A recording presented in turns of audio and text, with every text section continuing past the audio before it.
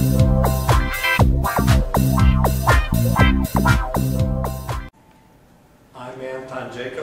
I want to welcome you to What's Up, Kansas City.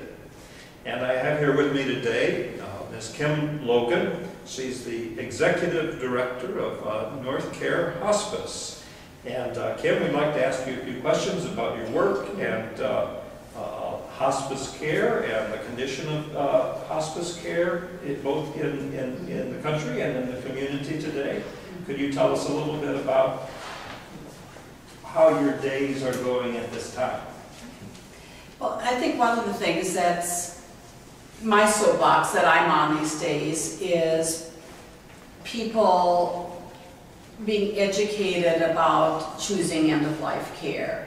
And my staff is used to hearing me say people spend more time researching their new dishwasher than choosing end-of-life care for someone in their family. And end-of-life care varies greatly. There are multiple hospice programs in most communities. And one of the things I tell people is the importance of doing research, asking questions, having dialogues, and making sure it's a thoughtful process when someone you love has weeks or months and you're figuring out how to put that care team together.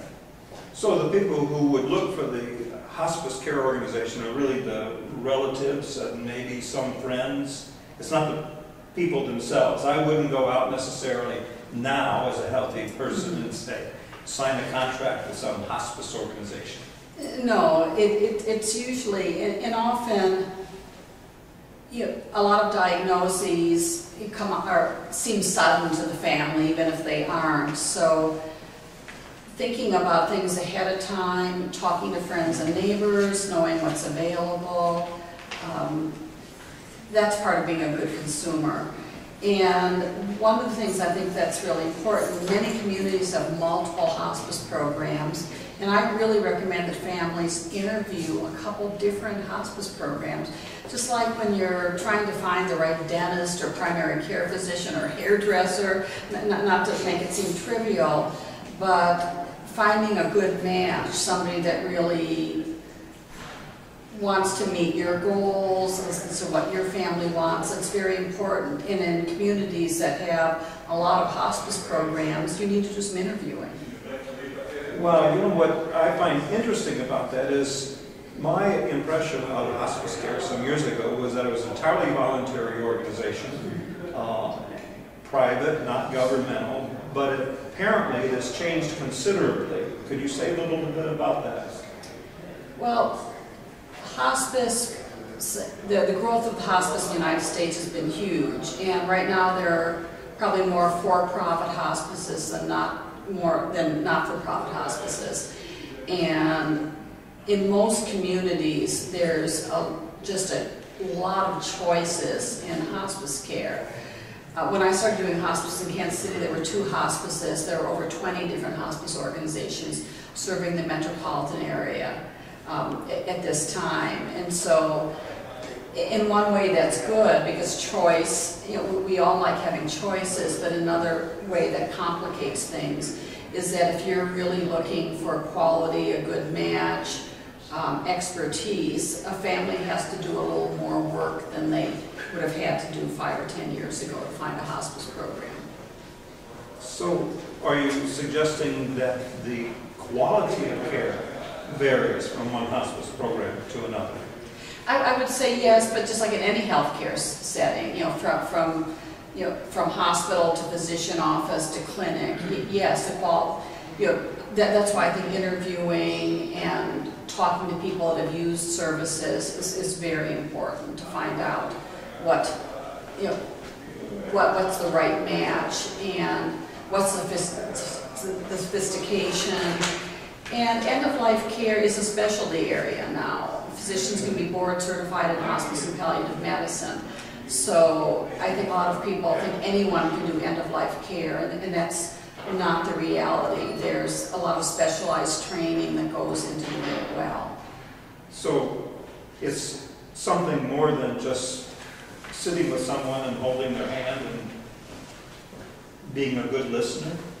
Yeah, well, absolutely. Well, Most of us know that you just can't stay in the hospital indefinitely anymore. You know, we all know that the length of stays in hospitals are very, very short. So very sick patients with terminal conditions are being sent home or to long-term care facilities or to hospice houses. And that's where the quality of care is really essential. When you've got somebody that's having some very complex issues as their body's shutting down, you want, you know, a very sophisticated system of care in place for them in whatever setting they end up in. Well, suppose that my father became ill and was told he would only have 2 or 3 months to live. Mm-hmm. And I would get your name from someone, mm-hmm. North Care Hospice, and I called you up then and I said, we need care for my father. What happens next?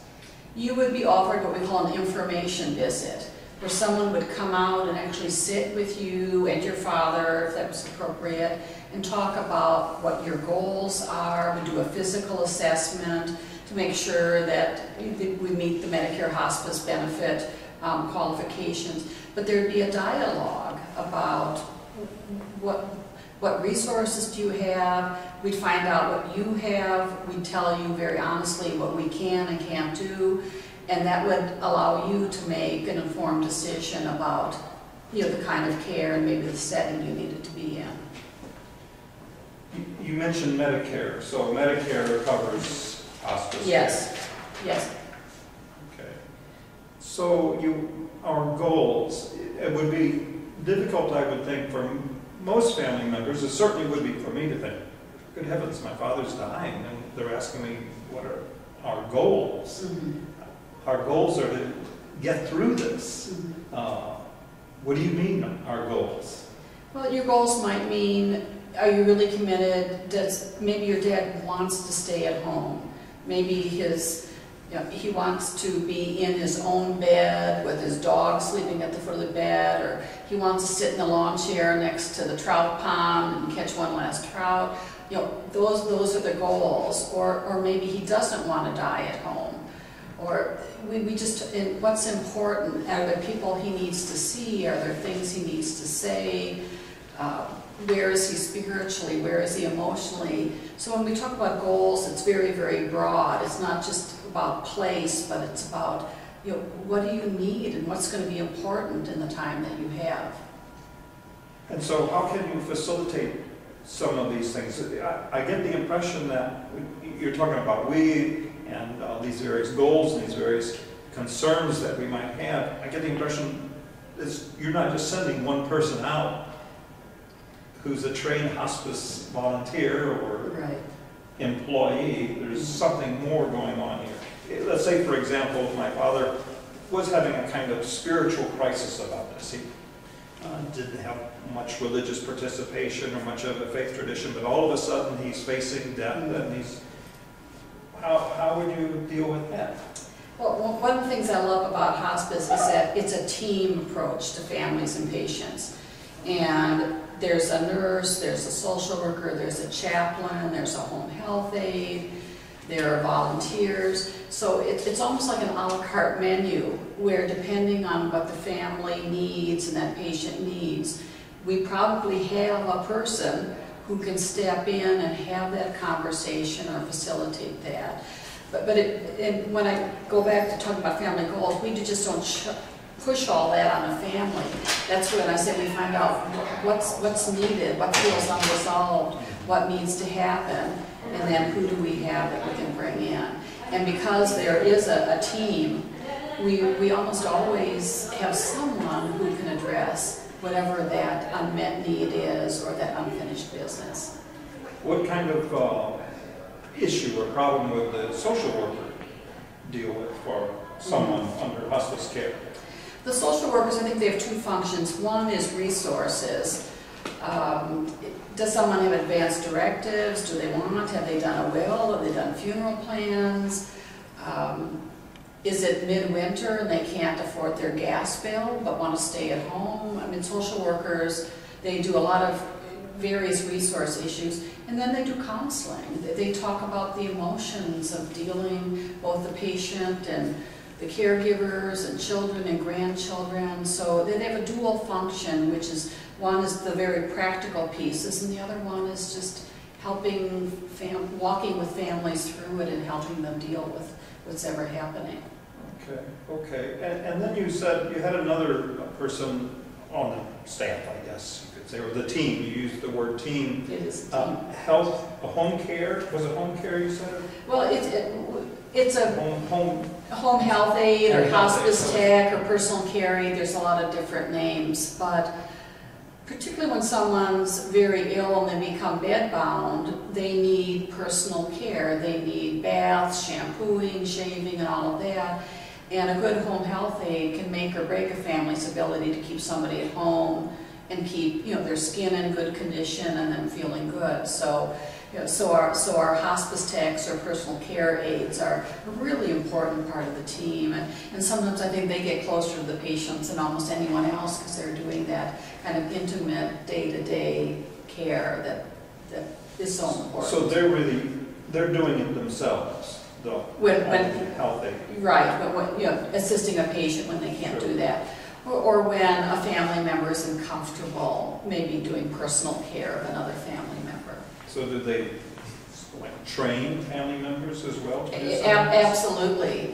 I think all of our staff are teachers as well as practitioners, because we don't stay all day and all night. You know, the family, most of the time in hospice, the family is agreeing to take on the care.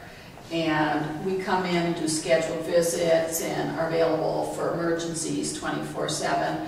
But the family is doing the majority of the care. So the nurse is telling the family how to do this and that, and the hospice tech is telling the family how to change a bed with somebody in it. And so the family is part of the team as well. And we do a lot of teaching because that family has made that commitment to do that care. Okay. Well, so you did indicate then that there are for-profit and not-for-profit hospice care organizations. So, but I didn't get from you the impression that we should choose one over the other. No, I think interviewing is really, really important. And you know, I'm certainly not going to say one type of hospice is good, another type of hospice is bad. You really want a mission. To me, you want a mission-driven hospice, and I think that really isn't always related to not-for-profit or for-profit status. You really want to find that hospice whose whole focus is on that patient and that family and making that end-of-life journey as good as possible, and is putting the resources into that to make that happen. And that's why I talk about interviewing, because you want to get a sense of, you know, where that hospice is at and whether they're just trying to do a hard sell or whether they really care about what's going on with your dad or your mom and want to make it better and smoother and acceptable. So that the first priority is service, care. Absolutely. Rather than profit or organizational function. Right. But you're saying actually interview the organization. That's what you're talking yes, about. and interview a couple hospices if that makes sense, to see who feels like the right fit and what they have to offer. Okay. And then, so is there a website or a central source one would go to look for a list of the local hospice organizations and maybe perhaps ratings, perhaps reviews? There's really not at this point. I mean, the National Hospice Organization, the Missouri Hospice Organization, they have listings of their members. But I still think word of mouth, talking to physicians, talking to people that have used hospices for their loved one, doing some interviews, doing some research, that's still where we're at in finding a hospice that's a right fit for a family.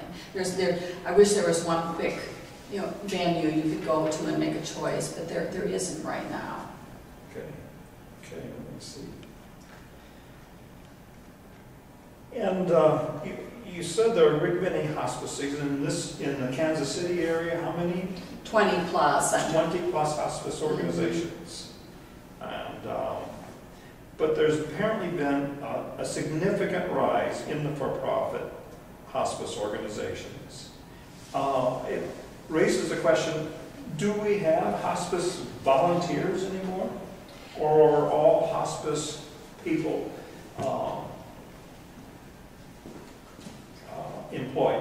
employees, not paid employees? I don't think there are very many hospice organizations that are 100% volunteer, but all hospices that are Medicare certified, which is the vast majority of us, that we accept Medicare and take care of older adults, we're mandated to have volunteers. In fact, when I have state surveyors come in, I have to show them the employee hours that have been worked, and I have to show them we've matched that 5% with volunteer hours. And that's how important the role of volunteers in hospice is considered, that Medicare actually mandates that we have a large volunteer force. And so hospices are always looking for volunteers, and the volunteers do a range of things, anything from helping with office and organization, but one of the most important things they do is offer respite to families, is come in and provide that presence so a family member can go out, rest, take a nap, whatever. So, so my volunteer coordinator, would fault me if I didn't put a plug in and say all hospices are looking for volunteers to do a wide range of things, and it's really meaningful, lovely work, and we have, all hospices have regular volunteer training. So anyone who's interested in that, it should not be hard for them to find a hospice in their own neighborhood that is looking for people. Okay. Well, thank you very much. I think we're out of time. Kim Logan, appreciate your time and your sharing with us. Thank you very much.